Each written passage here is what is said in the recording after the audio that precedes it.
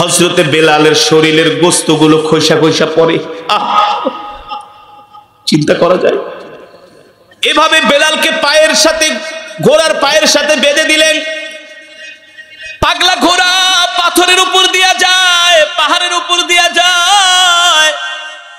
হযরতে বেলালের শরীর থেকে গোশতগুলো খসে খসে পড়ে। হযরতে বেলালের রক্তে মরুভূমির উত্তপ্ত বালুগুলো ঠান্ডা হয়ে যায়। দূর থেকে দাঁড়ায়া দাঁড়ায়া হযরতে আবু বকর দেখতেছে, দূর থেকে দাঁড়ায়া দাঁড়ায়া হযরতে আবু বকর দেখতেছে বেলালের উপর এমন অত্যাচার। বেলাল শুধু জোরে জোরে আহাদ আহাদ আহাদ আহাদ, আল্লাহ আল্লাহ আল্লাহ আল্লাহ আল্লাহ, আল্লাহু আকবার, লা ইলাহা ইল্লাল্লাহ, লা ইলাহা ইল্লাল্লাহ, লা ইলাহা ইল্লাল্লাহ, আল্লাহ এক, আল্লাহ এক, আল্লাহ এক, আল্লাহ এক। উমাইয়া বলে, বেলাল চুপ কর, একবারও তুই তোর রবের কথা বলবি না। এ মুহাম্মাদের রবের নাম আমি তোর মুখে শুনতে চাই না। যদি তুই আরেকবার তোর রবের নাম নেস তাহলে তোর উপর আরো অত্যাচার করব। হযরত বেলাল বলে, উমাইয়া শুধু অত্যাচার না, নির্যাতন না, জুলুম না, যদি আমাকে ফাঁসির রশিতে ঝুলাও তারপরেও আমি আমার রবের নাম ছেড়ে দিতে পারবো না।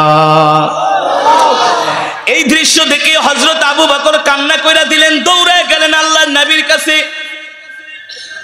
হযরত আবু বকর যেয়ে বলে, ওগো আল্লাহর নবী, আমার ভাই বেলালকে উমাইয়া এমন ভাবে কষ্ট দিতেছে, নির্যাতন করতেছে, জুলুম করতেছে। বেলালকে পাগলা ঘোড়ার পায়ের সাথে বেঁধে দিয়েছে, লোহার রড গরম করে করে বেলালের শরীরের মধ্যে সেকা দিতেছে। তারপরেও বেলাল আরো জোরে জোরে আল্লাহর নামের জিকির করতেছে। জোরে বলেন আল্লাহু আকবার। আল্লাহর নবী বলে, আবু বকর যান, বেলালকে বলেন আস্তে আস্তে করে আল্লাহর নামের জিকির করতে, তাহলে হয়তোবা কাফেররা তাকে একটু শাস্তিটা কমায়া দিবে। হযরত আবু বকর দৌড় দিয়ে আয়েশা বলে, বেলাল,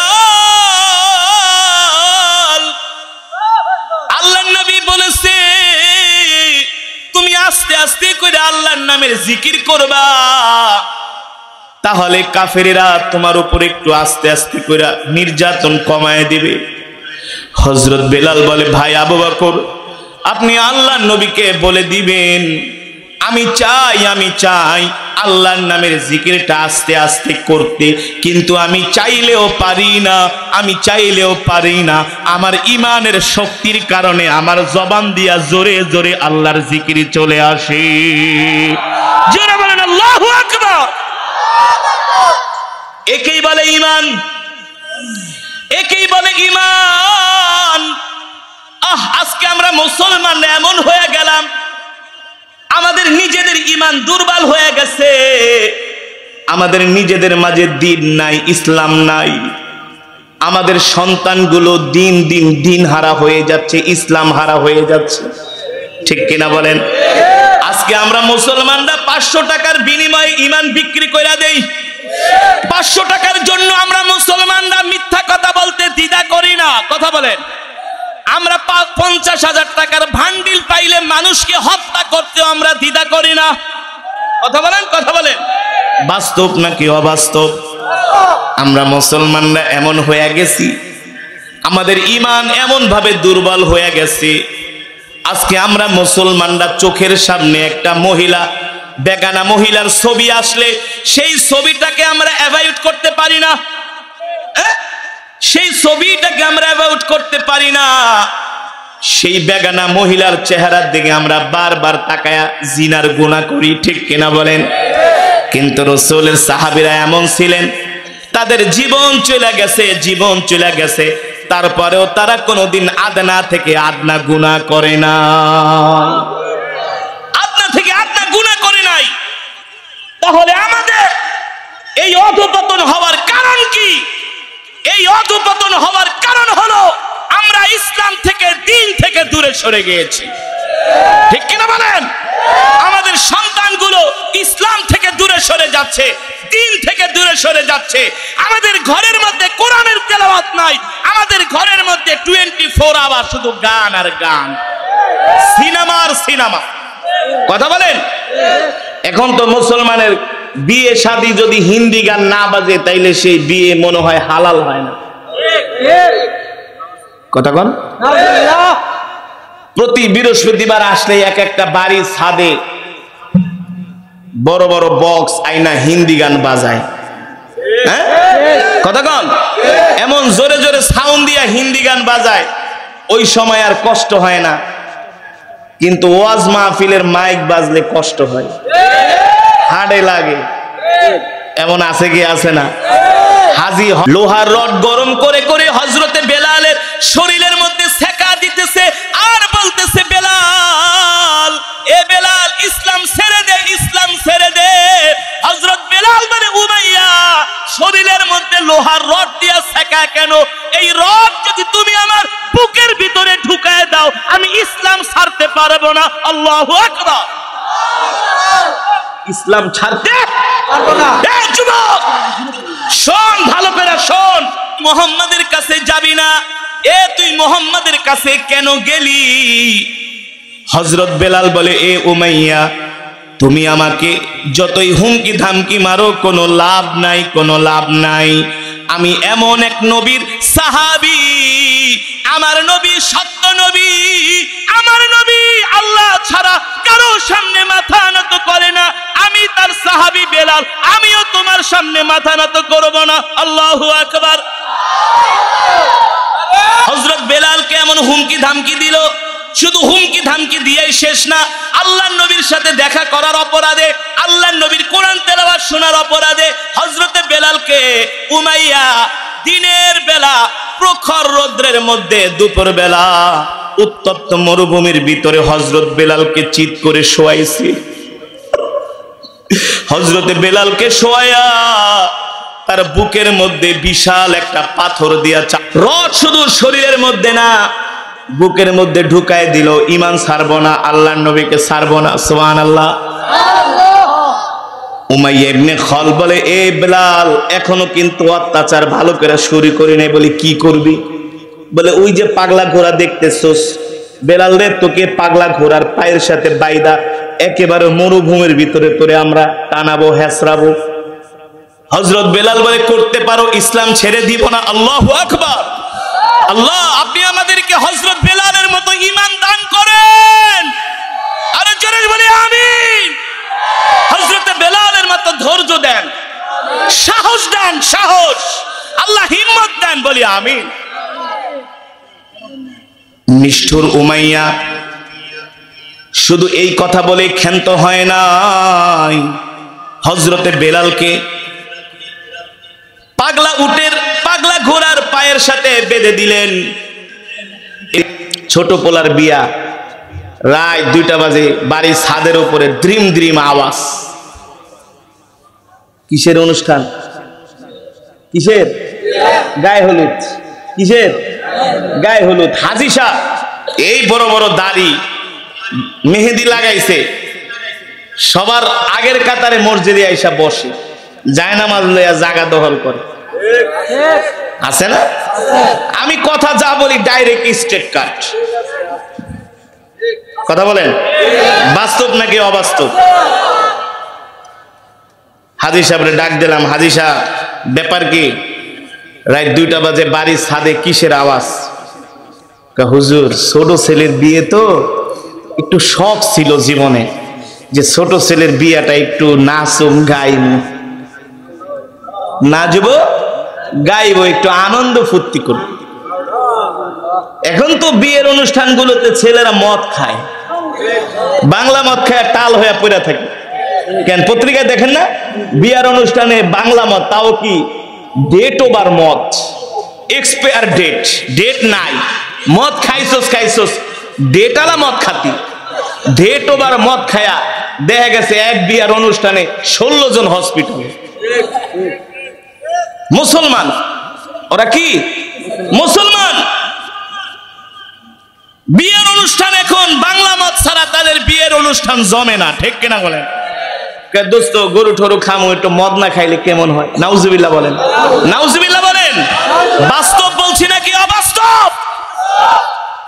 হাজী সাহেবরে জিজ্ঞেস করলাম, হাজী সাহেব হজ কইরা আইছেন, দাড়িতে মেহেন্দিও লাগাইছেন, আগের কাতারে বৈশা নামাজ পড়েন, তো ছেলের বিয়াতে যে ডাকডোল পিটাইলেন, ব্যান্ড পার্টি বাজাইলেন, মেয়েদেরকে আইনা নাচাইলেন, এই কাজটা কি হারাম নাকি হালাল? কয় হুজুর জীবনের শেষ আশা। নাউজুবিল্লাহ বলেন। আজকে আমাদের যুব সমাজ, আমাদের জেনারেশন, আমাদের মুসলমান ধ্বংস হয়ে যাচ্ছে। কারণ হলো তারা দ্বীনি শিক্ষা থেকে দূরে সরে যাওয়ার কারণে তাদের ঈমান দুর্বল হয়ে যাচ্ছে। ঠিক কিনা বলেন? দ্বীনি শিক্ষা। আজকে আমাদের সন্তানরা কোরআন পড়তে জানে না। কথা বলেন। আজকে আমাদের সন্তানরা কোরআন পড়তে পারে না। আফসোস, দুঃখ। আজকে কলেজ, ইউনিভার্সিটিতে, স্কুলগুলোতে কোনো ধর্মের শিক্ষাই নাই। এখন তো স্কুলগুলোতে ব্যাঙের লাফ শেখানো হয়, ঘোড়ার দৌড় শেখানো হয়। ঠিক কিনা বলেন? এখন স্কুলগুলোতে ধান লাগানো শেখানো হয়, ধান। নৃত্য শেখানো হয়, নৃত্য। এখন স্কুলগুলোতে বার্গার, পিজার, নুডলস রান্না করা শেখানো হয়। যেমন নাচো, যেমন সাজো তেমন নাচো। সংস্কৃতিকে এই অনুষ্ঠানের মধ্যে বলে যে যত সুন্দর করে সাজতে পারবা আর নাচতে পারবা তাকে তত বেশি নাম্বার দেওয়া হবে। হ্যাঁ, বাস্তব নাকি অবাস্তব? ওই দিন টেলিভিশনে দেখলাম অভিভাবকরা কান্না করে বলতেছে যেটা কি শিক্ষা ব্যবস্থা, কি শিক্ষা ব্যবস্থা! যে শিক্ষা ব্যবস্থা গ্রহণ করে আমাদের সন্তানরা এখন মাদকাসক্ত হয়ে যাচ্ছে।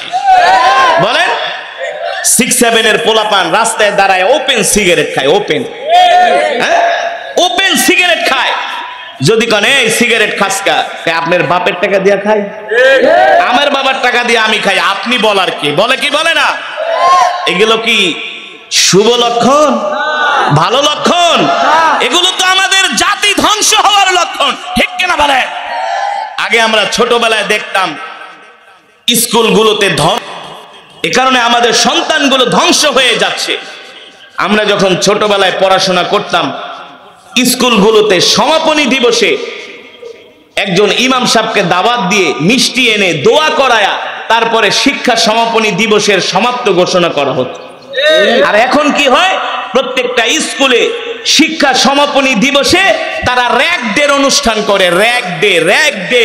ছেলেরা, মেয়েরা, স্কুলের শিক্ষক, শিক্ষার্থীরা একসাথে নাচানাচি করে, আর তারা হোলি খেলা খেলে, রং ছিটায়। বলে বানিয়ে বলছি, সাদা গেঞ্জি পরে মেয়েরা যায়, তাদের গেঞ্জির উপরে অটোগ্রাফ দেয়, অটোগ্রাফ। জানেন আপনারা? জানেন? খবর রাখেন? খবর তো রাখেন না। আমাদের ঈমান দুর্বল হবে না কি হবে? আমাদের সন্তানদের তো এখন দ্বীনি শিক্ষা দেন না। আপনি হারাম কাজ করতেছেন, আপনার সন্তান যদি আলেম হয় তাহলে না আপনাকে বাধা দিবে। ঠিক করে বলেন? আমার মাদ্রাসার একজন স্টুডেন্ট তার ছেলেকে ভর্তি করছে, মাশাআল্লাহ 1 বছরে অনেক পড়া আগায় গেছে। এখন সন্তান প্রতিদিন বাপের যায়, আব্বু তুমি না আমারে মাদ্রাসায় ভর্তি করছো কে? হ্যাঁ। তুমি তাহলে সিগারেট খাও কেন? আমি মাদ্রাসায় পড়ি, তুমি সিগারেট খাও, এটা কি দেখতে ভালো দেখা যায়? মাত্র 7-8 বছরের সন্তান। আব্বু আমার যত মাদ্রাসার বন্ধু আছে সবার বাবার মুখে দাড়ি, তোমার মুখে দাড়ি নেই কেন আব্বু? এটা কি দেখতে ভালো দেখা যায়? ছেলের বাবা আইসা আমার কাছে, হুজুর আমি কি বলবো, আমি অবাক হয়ে গেছি। আমার ছোট্ট বাচ্চা, আমি আগে সিগারেট খেতাম, এখন আমাকে সিগারেট খাইতে দেখলে আমাকে সে বকাবকি করে, রাগ করে। আল্লাহু আকবার। আবার বলতেছে, আব্বু তুমি দাড়ি রেখা দাও, তুমি 5 ওয়াক্ত নামাজ পড়ো না কেন? তুমি নামাজ পড়ো, মসজিদে যাও। আব্বু তুমি একা না, আজান দিলে আমাকে সাথে নিয়ে মসজিদে যাবা। আল্লাহু আকবার। আল্লাহর বান্দার এই কথাগুলো কেন বলছি? আমাদের সন্তানদেরকে এখন মাদ্রাসায় বেশি বেশি পড়ানো দরকার। তবে জেনারেল শিক্ষা বাদ দিয়া ইম্পসিবল। জেনারেল শিক্ষাও দিতে হবে, স্কুলে পড়াতে হবে, কলেজ ইউনিভার্সিটিতে পড়াতে হবে। ঠিক না বলেন? শুধু একমুখী শিক্ষা ব্যবস্থা না।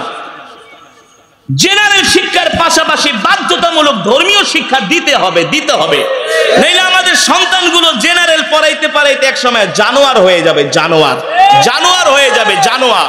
সেটাই হচ্ছে, ঠিক কিনা বলেন? স্কুল কলেজ বাদ দিয়া বান্ধবীরে নিয়ে পার্কে যায় ঘুরে, কথা বলেন? বানায় বলছি, স্কুল কলেজ, স্কুলের ক্লাস বাদ দিয়া, কলেজের ক্লাস বাদ দিয়া 9-10 পোলাপান, ইন্টারের পোলাপান, ছোট ছোট ছেলে মেয়েরা এখন পার্কে যায় ঘুরে ক্লাস বাদ দিয়া। কোন মাদ্রাসার ছাত্ররা দেখছেন পার্কে যায় ঘুরতে? দেখছেন? কোন মাদ্রাসার ছাত্রকে গাঁজা খাইতে দেখছেন? বেয়াদবি করতে দেখছেন? বাবারে, এখনো সময় আছে, সন্তানদেরকে আলেম বানান, নাইলে কিন্তু শেষ বয়সে বৃদ্ধাশ্রমে যেতে হবে। কথাটা মনে রাখেন। তাই বলে সবাই যে খারাপ, সবাই খারাপ না, কিন্তু দিন দিন খারাপ হয়ে যাচ্ছে ধর্মীয় শিক্ষা না দেওয়ার কারণে, ঠিক কিনা বলেন? আমাদের সন্তানদেরকে অবশ্যই আমরা কলেজে পড়াবো, স্কুলে পড়াবো, ভার্সিটিতে পড়াবো, ইংলিশ শিখাবো, গণিত শিখাবো, রাষ্ট্রবিজ্ঞান, সামাজিক বিজ্ঞান, আমরা সব পৃথিবীর যত জেনারেল শিক্ষা আছে সব শিক্ষা আমরা দিব। কিন্তু তার আগে সন্তানদেরকে ধর্মীয় শিক্ষায় শিক্ষিত করতে হবে। তাইলে আমি একটা গুনার কাজ করলে আমার সন্তান আমাকে বাধা দিবে। কথা বলেন? এমন অনেক ফ্যামিলি আছে, ভাই ডাক্তার, ইঞ্জিনিয়ার, ব্যারিস্টার, জজ, ডিস্ট্রিক্ট জজ, কিন্তু ভাই একজন আলেম হওয়ার কারণে একজন জজ, উকিল, ব্যারিস্টার, তারাও ওই ভাইয়ের সোহবতে তারাও আল্লাহওয়ালা হয়ে গেছে। বিশ্বাস করেন না? এই টাঙ্গাইলের ঘটনা, একজন ডিস্ট্রিক্ট জজ, তার ভাই একজন আলেম, আরেক ভাই ব্যারিস্টার, আরেক ভাই ডাক্তার, কানাডাতে বড় ডাক্তার। আলেমেরও যেই লেবাস, জজেরও একই লেবাস। আল্লাহু আকবার। আমি জিজ্ঞেস করলাম, জজ সাহেব, কে আলেম আর কে জজ চিনা যাইতেছে না? হাসি দিয়া, হুজুর আগে আমাদের অবস্থা অমনই ছিল, কিন্তু ছোট ভাইটা আলেম তো আলহামদুলিল্লাহ, তার কারণে আমরা সবাই এখন সুন্নতের উপরে পাবন্দী হয়ে গেছি। তিনি আমাদেরকে তশকিল করায় দাওয়াত ও তাবলীগে নিয়ে গেছেন, এখন আমরাও তার মতোই চলাফেরা করি। আল্লাহু আকবার। আরে আপনার 5টা ছেলে, 3টা ছেলে, 2টাকে জেনারেল পড়ান, একটা মাদ্রাসায় পড়ান, একটাকে আলেম বানানো, একটার উসিলা দেখবেন আরো 3টা ভালো হয়ে গেছে, ঠিক কিনা বলেন? রাজনীতি করার সময় তো ঠিকই সিস্টেম বোঝেন, যে তুই করবি আওয়ামী লীগ, আমি করুম বিএনপি, তুই করবি জাতীয় পার্টি, আমি করুম জামাত, তুই করবি জাসদ, আমি করুম অসৎ। ক্ষমতায় এলে যাতে কেউ কারে কিছু করতে না পারে। হ্যাঁ, সিস্টেম করে তো ঠিকই পলিটিক্স করেন, তো সিস্টেম করে 5টা ছেলের জায়গায় 2টার মাদ্রাসায় পড়ায় দেন, পুরো পরিবারটাই একেবারে ইসলামের উপরে চলে আসবে। কথা বলেন ভাই, বাস্তব নাকি অবাস্তব? সঠিক বললাম নাকি ব্যাঠিক?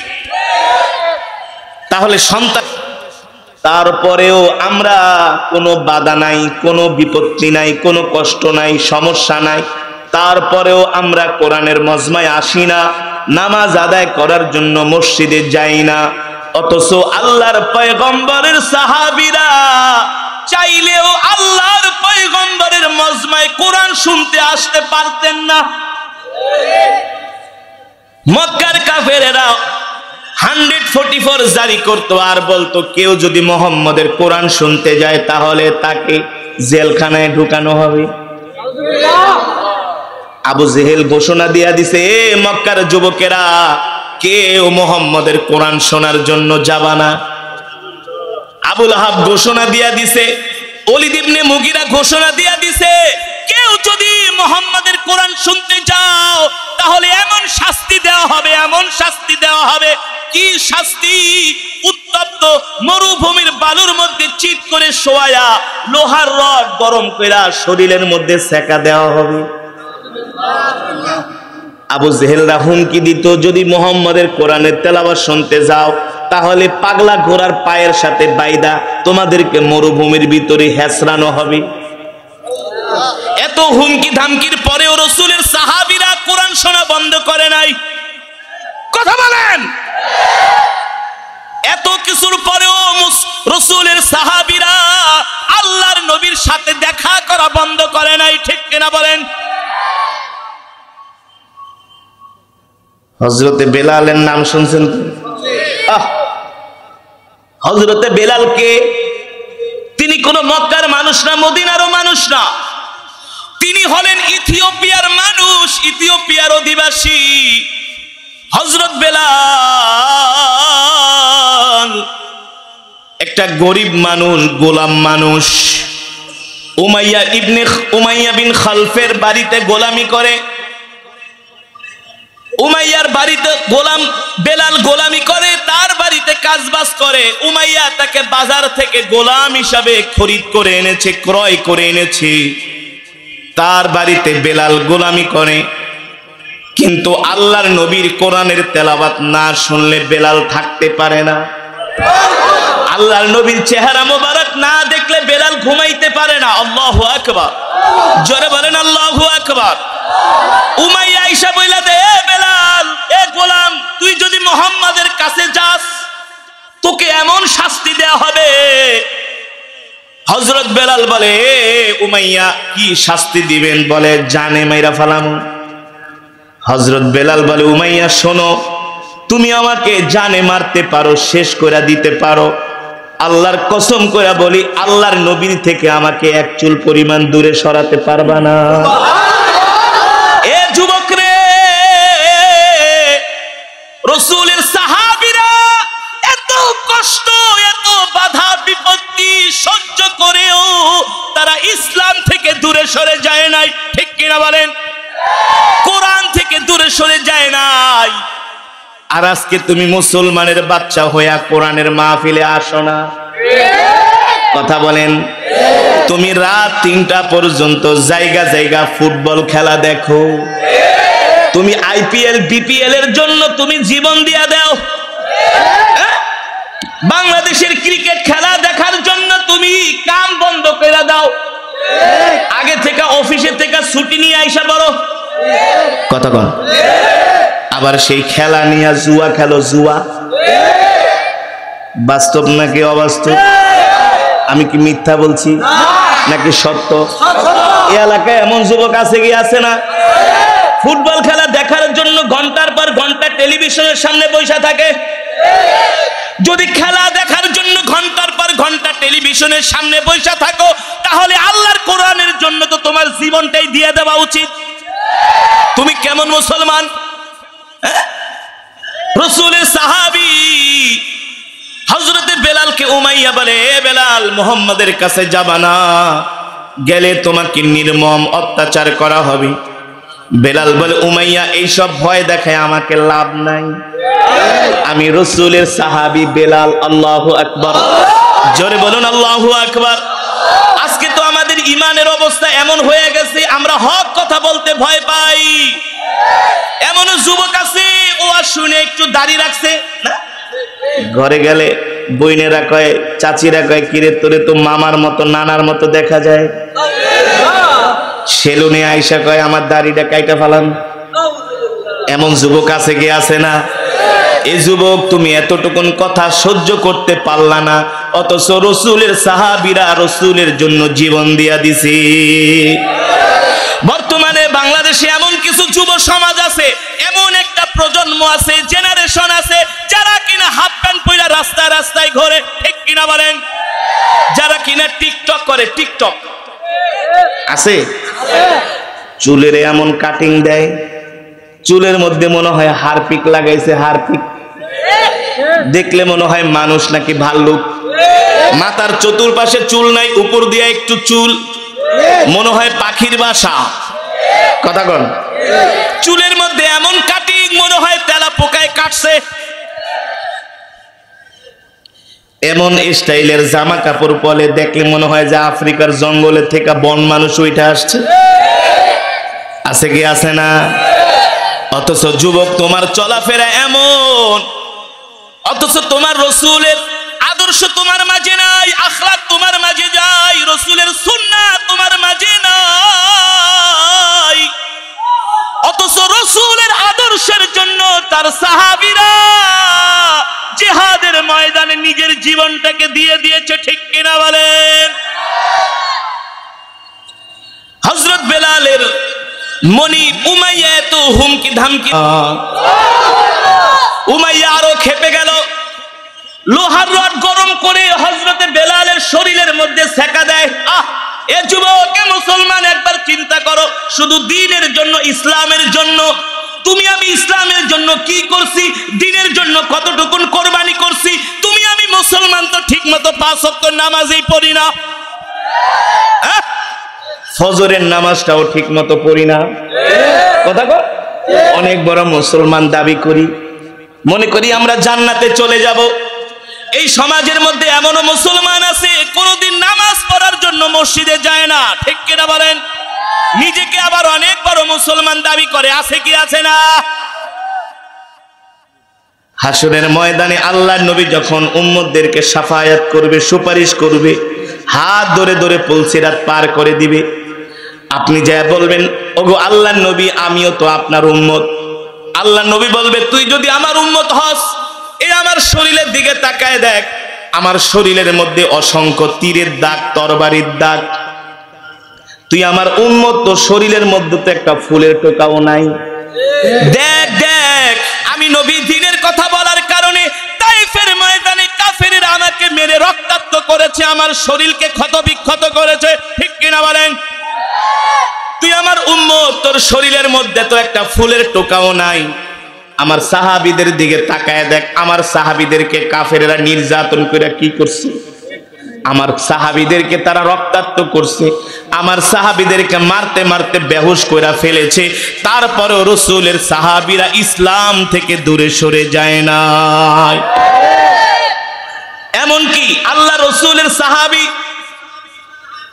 আব্দুল্লাহ ইবনে হুযায়ফা রাদিয়াল্লাহু তাআলা আনহু, যাকে বলা হয় হুযায়ফাতুল ইয়ামান রাদিয়াল্লাহু তাআলা আনহু, তাকে রোমের বাদশা হিরাক্লিয়াস বন্দী করছে। তারা দ্বীনের দাওয়াত দেওয়ার জন্য রোমে গিয়েছিলেন, সেখানে রোমের বাদশারা তাদেরকে বন্দী কইরা জেলখানার মধ্যে ঢুকাইছে। 1 দিন 2 দিন 3 দিন না 7 দিন পর্যন্ত কোনো খাবার দেয় নাই। কয়দিন? জোরে বলেন। এই কথাটা ভালো করে খেয়াল করেন। সমাজের অনেক মানুষ আছে সুদের সাথে জড়িত, আছে না? যারা সমাজের বড় বড় সুদের মাহাজন, বলে হুজুর তাইলে কি আমরা না খায়া মরে যাব? না খায়া মরবেন কেন? রিজিকের মালিক আপনার আমার। রিজিকে আল্লাহ তাআলা যতটুকু রিজিক নির্ধারণ করছে ততটুকু রিজিক আপনার আমার ভাগ্যে আসবে। যদি আপনি হালাল পথে চান হালাল পথে আসবে, আর হারাম পথে চাইলে হারাম পথে আসবে। আপনাকে আমাকে আল্লাহ তাআলা সৃষ্টি করার 50,000 বছর পূর্বে আল্লাহ তাআলা আপনার আমার রিজিক নির্ধারণ করে রাখছে। কত হাজার? নুন ওয়াল কলামি ওয়া মা ইয়াসতুরুন। আল্লাহ তাআলা প্রত্যেকটা মানুষকে সৃষ্টি করার 50,000 বছর পূর্বে আল্লাহ তাআলা তার ভাগ্যটাকে লেখছে, ঠিক কিনা বলেন? হুযায়ফাতুল ইয়ামানদেরকে রোমের বাদশা হিরাক্লিয়াস জেলখানার মধ্যে বন্দী করছে। 1 সপ্তাহ পর্যন্ত কোনো খাবার দেয় নাই। কয় সপ্তাহ? রোমের বাদশা মনে করেছিল 1 সপ্তাহ খাবার না দিলে আইসা তারা রোমের বাদশার কাছে আত্মসমর্পণ করবে, আর বলবে রোমের বাদশা হিরাক্লিয়াস, আমরা মুহাম্মদ সাল্লাল্লাহু আলাইহি সাল্লামের ধর্ম ছাইরা দিলাম, তুমি আমাদেরকে মুক্ত করে দাও। 1 সপ্তাহ হয়ে যায়, সাহাবীরা রোমের বাদশার কাছে মাথা নত করে না। রোমের বাদশা অবাক হয়ে যায়, অবাক। তারপরে 1 সপ্তাহ পরে তারা কিছু শুকুরের মাংস আর মদ তাদেরকে আইনা দিয়ে গেছে। নাউজুবিল্লাহ। রোমের বাদশা মনে করছে মুসলমানরা 1 সপ্তাহ না খায়া আছে, এখন তাদের সামনে শুকুরের মাংস আর মদ দিলে মনে হয় ক্ষুধার যন্ত্রণায় তারা খেয়ে ফেলবে। আসলেই তো খাওয়ার কথা, কারণ একটা মানুষ কয়দিন আর না খায়া কয়দিন থাকতে পারে? আমরা যে দুর্বল ইমানের মানুষ, আমাদের ইমান যে নরবরে ইমান, নাই নামাজ, নাই রোজা, নাই হজ, নাই যাকাত, সারাদিন শুধু বিড়ি খাওয়া, সিগারেট খাওয়া, বাংলা সিনেমা দেখা। চায়ের দোকানে মুসলমানের অভাব নাই, আর মসজিদে মুসলমান খুঁজেও পাওয়া যায় না। কথা কন, বাস্তব নাকি অবাস্তব? দেখবেন চায়ের দোকানে শুধু বিড়ির ধোঁয়া আর ধোঁয়া, মনে হয় জাহান্নামের অংশ হয়ে গেছে। আর আল্লাহর ঘর মসজিদে মুসল্লি পাওয়া যায় না। আমি যে এলাকায় থাকি বাস্তব, ওই এলাকায় একটা লোক শাক বেচে। কি বেচে? বিশ্বাস করেন আজকে 10টা বছর ধরে আমি এক জায়গায় সকাল 6টা থেকে একেবারে রাত 1টা 2টা পর্যন্ত দেখি। সকাল 6টা থেকে রাত 2টা পর্যন্ত, 12টা 1টা 2টাও দেখি। মাঝে মাঝে দেখি শাকওয়ালা লোকটা দোকানে বৈশা বৈশাই ঘুমায়, জিমায় পড়া যায়, মাঝে মাঝে আবার বিড়ি টানে। আমি আবার শুক্রবারের দিন খেয়াল করি, দেখি জুমার নামাজে যায় কিনা। জুমার নামাজেও যায় না, জুমার নামাজেও যায় না। ওক্তের নামাজ তো দূরের কথা। আমি একদিন ধরলাম, এই মিয়া সকাল 6টা বাজে দেখি দোকান খোলেন, রাত 12টা পর্যন্ত দোকানদারি করেন। হুজুর ঠিকই কইছেন। তা সকাল 6টা থেকে রাত 12টা পর্যন্ত দোকানদারি করেন, এত রাত পর্যন্ত দোকানে থাকেন কেন? হুজুর আমার কিছু কাস্টমার আছে, তারা রাত 11টা 12টায় এলাকায় আসে, যাওয়ার সময় সকালের জন্য কিছু কিনে যায়, শাক নেয় না, আমিও মাঝে মাঝে নেই। এত রাত পর্যন্ত দোকানদারি করেন, বলে কিছু বান্দা কাস্টমার আছে, তাদের জন্য আমি রাত 12টা পর্যন্ত বসে থাকি, তারা আমার থেকে শাক নিয়ে যায়। সকাল 6টা থেকে রাত 12টা পর্যন্ত বৈশা বৈশা দোকানদারি করেন, অথচ একটা ওয়াক্ত নামাজ পড়ার জন্য মসজিদে যান না। পাশেই মসজিদ, মাত্র 10 কদম দূর। 10 কদম, আল্লাহর কসম করে বলছি। কয় কদম? মাত্র 10 কদম দূরে যাইলেই আপনি জামাতের সাথে নামাজটা পড়তে পারেন। জুমার নামাজটাও পড়ে না, ওয়াক্তিয়া নামাজটাও পড়ে না। আমি বলি, এই যে আপনি এত কষ্ট করে দোকানদারি করে টাকা কামাইতেছেন, কার জন্য? আজকে মইরা গেলে কালকে 2 দিন, ঠিক কিনা বলেন? হুজুর ঠিকই কইছেন, ঠিকই, কিন্তু লাভ কি? এটা হলো মুখের কথা, অন্তরের কথা না। অন্তরে মনে মনে আমার আরো গালি দিতে আছে, হুজুর আইসা আমার বুঝাইতে। হ্যাঁ, আমি কম বুঝি নাকি?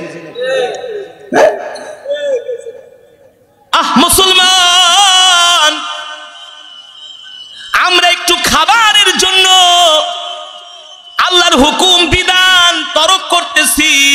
আর রাসূলের সাহাবী তাদেরকে রোমান বাদশা হিরাক্লিয়াস জেলখানার মধ্যে 1 সপ্তাহ বন্দি করে রাখছে, কোনো খাবার দেয় না।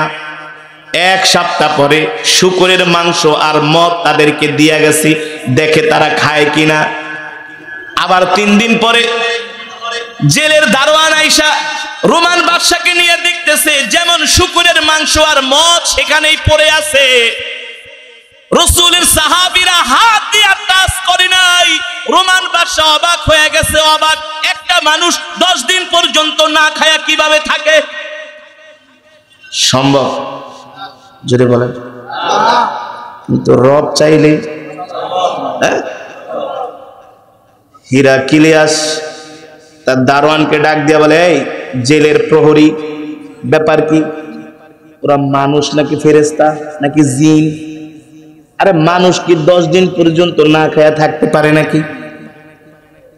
আরে বল আমার সামনে, আমার কাছে আত্মসমর্পণ করতে। জেলখানার প্রহরীরা বলে, রোমান বাদশা, তুমি যাদেরকে বন্দী করছো এখনো চিনো নাই, চিনো নাই। তোমার মতো বাদশাকে তারা 2 টাকা দিয়েও গনে না। আল্লাহু আকবার। কি বলো বুঝলাম না। বলে, তুমি তাদেরকে খাবারে কষ্ট দিতে পারো, বন্দী করে রাখতে পারো, তুমি মনে করছো তাদের উপরে চাপ প্রয়োগ করে তুমি তাদেরকে আত্মসমর্পণ করাইবা। আমি এতদিন পর্যন্ত ওদেরকে পাহারা দিয়া বুঝতে পারলাম ওরা দুনিয়ার কোনো সাধারণ মানুষ না, ওদের ঈমান অনেক মজবুত, ওদের ঈমান অনেক মজবুত। ওরা যেই ধর্মের অনুসারী, ওদের ধর্ম হলো সত্য ধর্ম, ওদের নবী হলো সত্য নবী। আল্লাহু আকবার।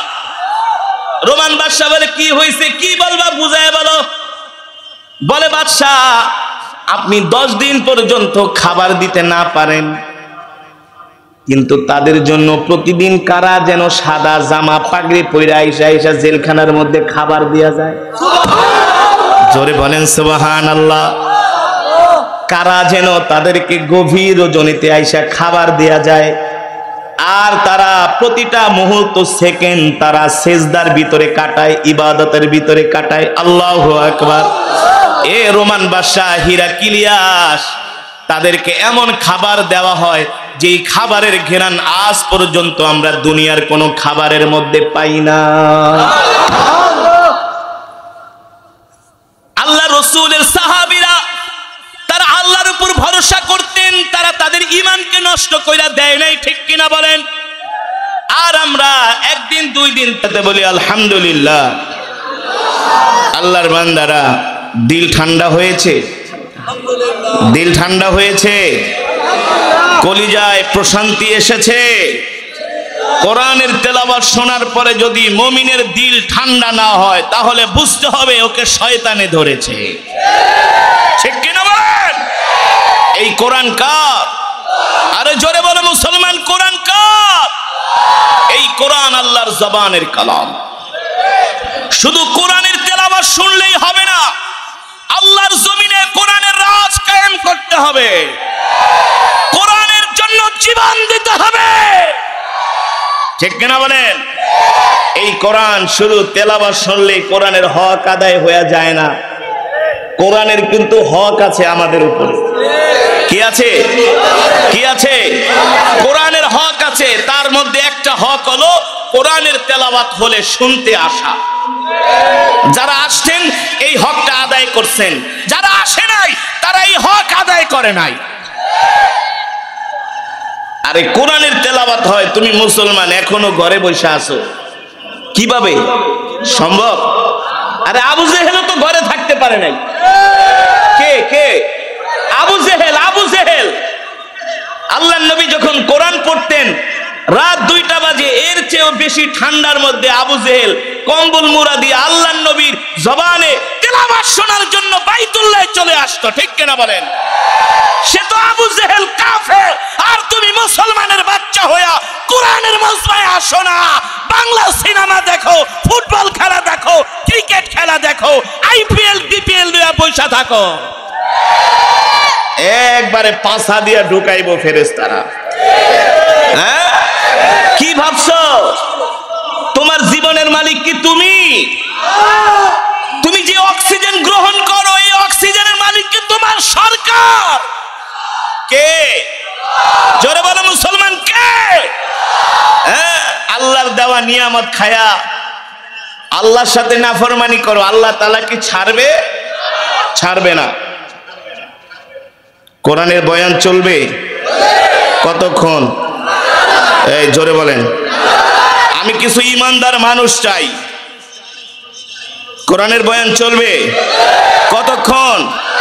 সবাই হাত তুইলা কতক্ষণ? হাতটাকে সোজা কইরা কতক্ষণ? মাশাআল্লাহ, হাত নামান, আল্লাহ কবুল করেন। ইমানদারের পতাকা তলে আসবা নাকি শয়তানের সাথে থাকবা, সিদ্ধান্ত নাও। এখনো বুঝো নাই? যারা বাইরে দাঁড়ায় আছে শয়তান কবে, এই কালকে শুক্রবার, বুঝোস না, এখন থেকে যায়া রেডি হই, কারণ কালকে পার্কে ঘুরতে যাইতে হইব। হ্যাঁ, সপ্তাহে একদিন ছুটি পাইছি, বান্ধবীরে সময় দিতে হইব। এই হুজুরের কথা শুনে লাভ নাই। বাসায় যায়া মোবাইলে কথা কইবা, ফেসবুকে চ্যাটিং করবা, প্রতিটা চ্যাটিং এ 10টা করে নেকি পাইবা। হ্যাঁ, নাউজুবিল্লাহ বলেন। আজকে মুসলমান যুবকরা ইসলাম থেকে দূরে সরে যাচ্ছে, ঠিক কিনা বলেন? এখন তাদের কাজই হলো হাফ প্যান্ট পরা ঘোরা, কথা বল, আর শুধু সারা রাত ফেসবুকে চ্যাটিং করা, মেসেঞ্জারে, হোয়াটসঅ্যাপে, না, গুনায় লিপ্ত থাকা। অথচ আজকে শুক্রবার, জুমার দিন, এই রাতের অনেক দাম, এই রাতের অনেক দাম। এটা জুমার রাত্র, দিলটা কমান, সাউন্ড অনেক সুন্দর, মাশাআল্লাহ, খুবই সুন্দর, দিলটা একটু কমান। অনেক মাইকালারা শুধু আমার বদদোয়া দেয়, এই হুজুরটা যাতে এলাকায় ওয়াজে না আসে, বুঝতে পারছেন? কারণ আমার এই টান তো আর ওর মাইকে কুলায় না, ইউনিট কাইটা যায়। আমি আবার সাউন্ড ভালো না হইলে তেলাওয়াত করতে পারি না, বয়ানও করতে পারি না। মাইকালাগো লাগে চিল্লাই, মাইকালারা খুব কষ্ট পায়। কিন্তু এই মাইকালার আমি একটাও ধমক দিছি? কিন্তু অন্য অঞ্চলে গেলে এমন মাইক পাই, মনে হয় যে ওয়াজ থইরা দৌড় মারি, প্যান্ডেলের পিছন দিয়া দৌড় মারি। তোমার মাইকটা সুন্দর, আর একটু হালকা ইকো দাও, ডিল দিও না। তাহলে আল্লাহর বান্দারা শেষ মোনাজাত দিয়া যাব তো? একজন উঠবো না তো?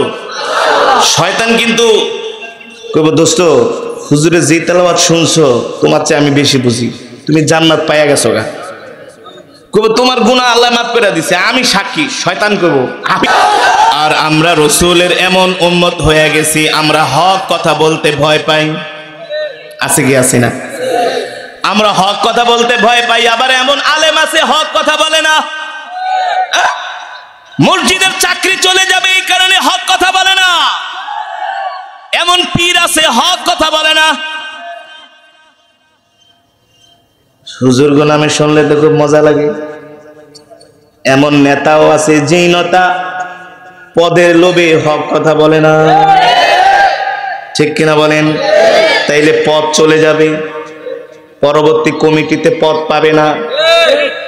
না না না, যারা ইমানদার মুসলমান আল্লাহওয়ালা, তারা এই দুনিয়ার জমিনে আল্লাহ ছাড়া কারো সামনে মাথা নত করে না। ঠিক কিনা বলেন? ওয়াকুল জাআল হক ওয়া যাহাকাল বাতিল ইন্নাল বাতিলা কানা যাহুকা। এ মুসলমান, বাতিল শক্তি যতই শক্তিশালী হোক না কেন, বাতিলরা যতই ক্ষমতাবান হোক না কেন, বাতিলের বিরুদ্ধে যদি হক দাঁড়ায়া যায়, পৃথিবীর ইতিহাস বলে আজ পর্যন্ত হকের সামনে বাতিল টিকতে পারে না।